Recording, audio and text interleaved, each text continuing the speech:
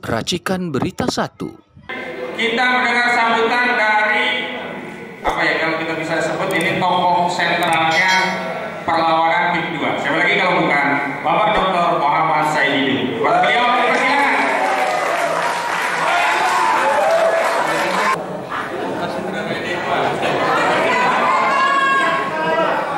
Assalamualaikum warahmatullahi wabarakatuh.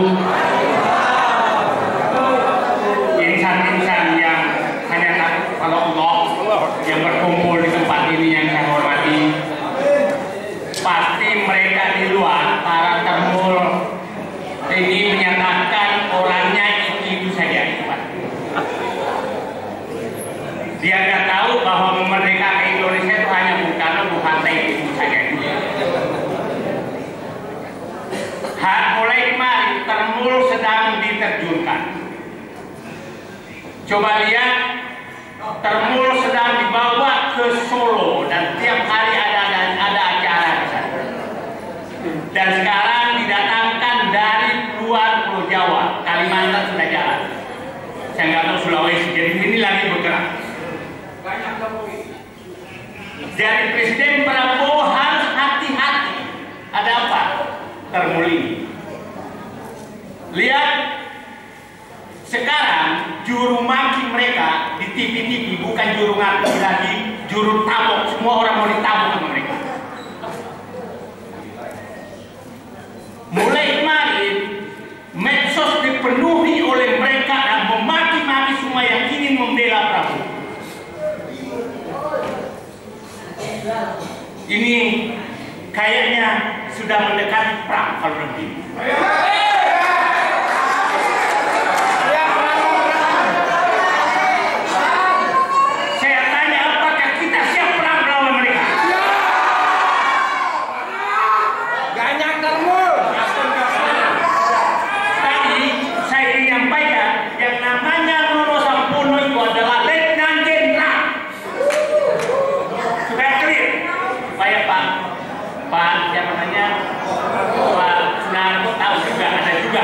Bekas temannya seperti itu.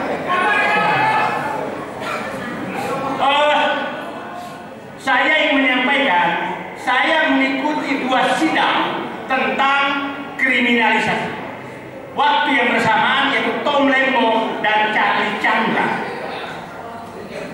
Saya menyatakan bahwa pengadilan sekarang kedua tempat itu hanya untuk melegalisasi, menghukum orang yang berbeda dengan Jokowi dan oligarki. Itu hanya legalisasi. Di sidang Tom Lembo tidak ada yang didengar itu namanya fakta persidangan. Tidak ada. Sepertinya tuntutan jaksa sudah disiapkan di ruang yang disepakati mereka sebelum sidang dilakukan. Tuntutan sudah disiapkan oleh hakim tanpa mendengar apa. Jadi ini saya katakan, negara ini sudah dirusak oleh ahli hukum di ruang pengadilan. Mohon maaf, ahli hukum Anda perusak negeri, bukan para insinyur, tapi didorong oleh para politisi. Jadi saya sudah membayangkan Charlie Chandra nanti tuntutannya, saya yakin siapa tahu sudah dibikin di PIK 2 malam ini oleh mereka. Ponisnya. Tuntutannya saya tidak masuk akal. Jadi saya minta semua rakyat, wajah-wajah jaksa itu tandai mereka. Wajah-wajah hakim tandai mereka. Mereka perusak negeri.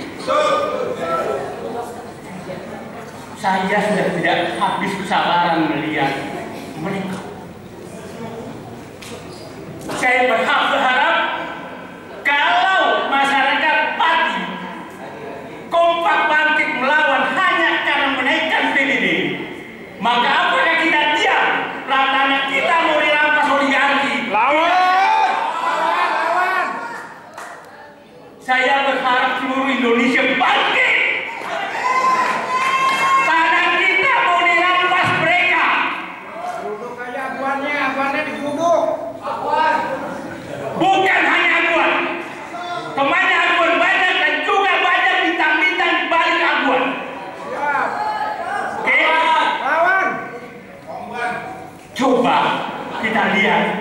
mereka.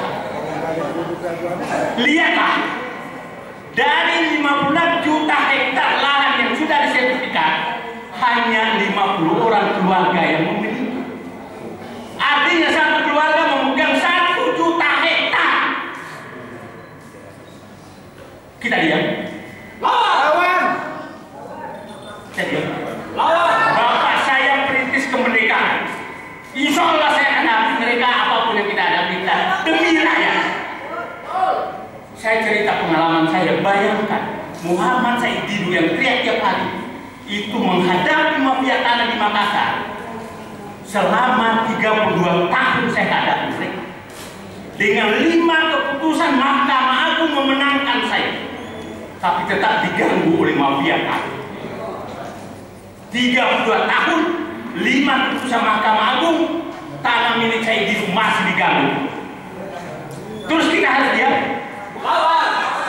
Coba bayangkan rakyat kecil apa yang terjadi. Ini fakta.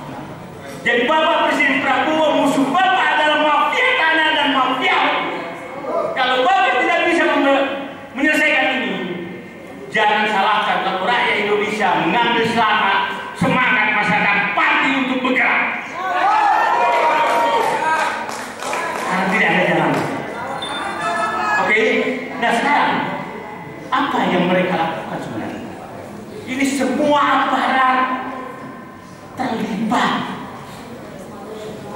Kasus 3 cara mereka mengambil tanah. Yang paling kasar adalah kriminalisasi. Yang kedua intimidasi. Yang ketiga adalah negosiasi VIP. Negosiasi VIP adalah terhadap toko-toko yang penentu di wilayah itu.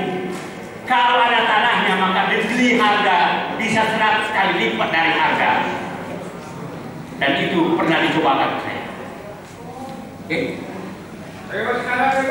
Nah, makanya diam semua. Saya tahu semua nama-nama yang sudah dinikmati di PIK 2. Suatu saat akan saya buka kalian di mana. Saya tahu toko-toko yang punya tanah di sana dan sudah dibeli oleh PIK 2 dengan harga yang sangat mahal. Ya, kalau harga tanah rakyat beli 50.000, maka mereka dibeli 1 juta per meter. Lawan. Dan yang negonya adalah yang pimpinan perusahaan itu berpangkat jenderal.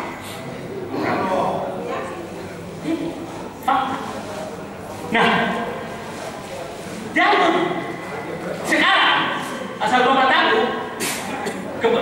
yang dikatakan isu tanah, saya teriak karena tanah saya. Padahal saya menyatakan kalau kau beli tanah rakyat dengan harga yang wajar, tanahku kasih gratis. Tapi di oleh mereka bahwa saya meminta uang, saya tidak pernah menjual tanah.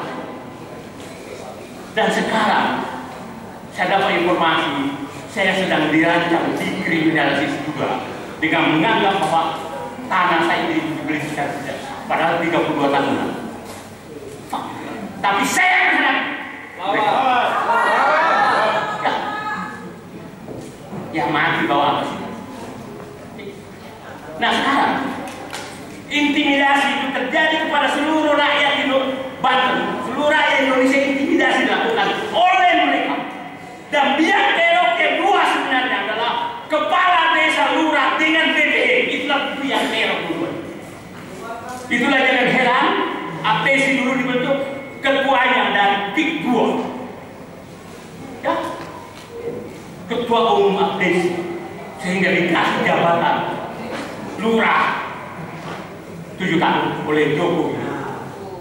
Habis itu Joko Widodo memberikan TSN kepada PIK 2. Terus siapa yang di belakang pembina APC itu? Menteri yang sangat berkuasa. Jadi sangat susah dipisahkan bahwa kasus PIK 2, kasus pengusuran rakyat di Banten, di belakangnya adalah Joko Widodo. Oke, sekarang tapi kasus intimidasi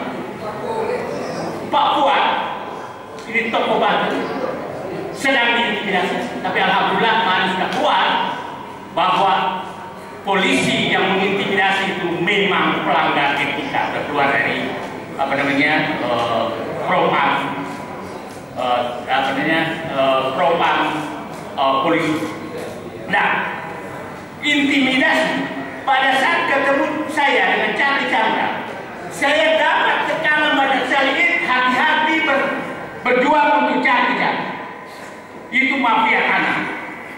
Tapi nama saya Muhammad Said Didu, biasanya saya menunggu dari Allah arahan. Setelah ini orang benar. Ini harus bilang. Karena Charlie Chandra hanyalah puncak perjuangan rakyat yang terintimidasi oleh aparat. Charlie Chandra hanya puncak. Charlie Chandra itu double minoritas. Etnis China, Katolik. Tapi kami tidak pandang yang menggusur juga etnisnya mereka. Kami tidak pernah memandang itu. Buktinya PPI Muhammadiyah lah yang ada paling depan. Jadi para pihak yang menganggap bahwa ada SARA di Indonesia itu tidak ada. Kalian yang merusak bangsa ini. Saya menyaksikan di ruang pengadilan Tom Lemo, istrinya Katolik, membawa rosario. Di sampingnya lah ibu pakai jilbab membawa tas. Di ruang pengadilan, tasbih dan rosario berputar bersama. Kalian yang menganggap ada masalah etnis ini, bukan. Siapapun yang berbuat menggosok rakyat etnis itu kita lawan. Kami bukan anti etnis tertentu. Kami anti kepada orang yang mau menggusur rakyat. Itu yang kita. Nah, saya baru pulang dari Pekanbaru, saya dari Pulang Medan. Bayangkan Pak, ada teman saya bekas direktur PT, tanahnya sudah 20 tahun dikuasai. Tahu-tahu muncul sertifikat atas nama orang lokal. Nah, begini masalahnya. Lurah kan, Anda punya tanah, tahu-tahu dinyatakan nanti ada yang mengakui, dan lurah dengan BPN menyatakan ini sah. Yang mengakui ini, maka tanah Bapak langsung hilang. Itulah kenapa pada saat Menteri ATR BPN menyatakan saya akan membela bajak laut, saya tidak pernah percaya. Karena saya tahu. Ya. Nah, faktanya setelah dia mengancam mungkin terjadi negosiasi, maka langsung menyatakan sertifikat PIK 2 laut itu adalah sah. Itulah berdagang kekuasaan. Semua ini kita lakukan karena mereka adalah berdagang kekuasaan. Saya tidak bertahan dalam birokrasi, itulah cara mereka. Nah, sekarang oke, kita menghadapkan dua pilihan. Kalau Charlie Chandra dihukum, maka mereka akan pesta pora seluruh Indonesia, maka seluruh tanah rakyat akan habis. Karena pasti seluruh aparat merasa ini ada uang. Pasti terjadi gerakan masif seluruh Indonesia merampas tanah rakyat karena merasa menang. Melakukan cara ini bukan masalah bangsa, ini masalah Indonesia. Jadi saya hanya mengetuk hati hakim yang kebetulan sekarang hakimnya adalah ketua pengadilan negeri Tangerang. Saya nggak tahu naiknya karena memeluruskan ini atau ada sesuatu. Bangsa ini butuh keputusan menyelamatkan bangsa atau menghukum Charlie Chandra dan memenangkan oligarki. Itu pilih. Dan saya lihat hakimnya nggak terlalu muda juga, belum tentu hidup panjang lagi. Saya lihat wajahnya katanya ya sudah berumur juga. Nah, saatnya jangan sampai Presiden Prabowo turun lagi menegur hakim seperti kasus Tom Lemo. Ya. Tapi kalau umpamanya dia memenangkan dan memenangkan oligarki, ini bukan perkara pidana. Ini perkara adalah memenangkan oligarki dan mensahkan oligarki menggusur rakyat. Tolong itu baca. Bukan sekedar pemalsuan apa? Formulir 13. Bukan. Ini adalah perkara apakah Indonesia, apakah hakim masih memihak melindungi rakyat ataukah memang menjadi alat oligarki. Itu sebenarnya pilihannya bagi mereka. Saya berharap dengan Presiden Prabowo sudah menegur lewat abolisi kepada perkara Komlemo, hakim pengadilan tinggi negara menjadikan pelajaran bahwa saatnya mereka mengambil keputusan yang tidak menggunakan ruang sidang untuk memenuhi keinginan Alduan dan kawan-kawan. Terima kasih. Assalamualaikum warahmatullahi wabarakatuh.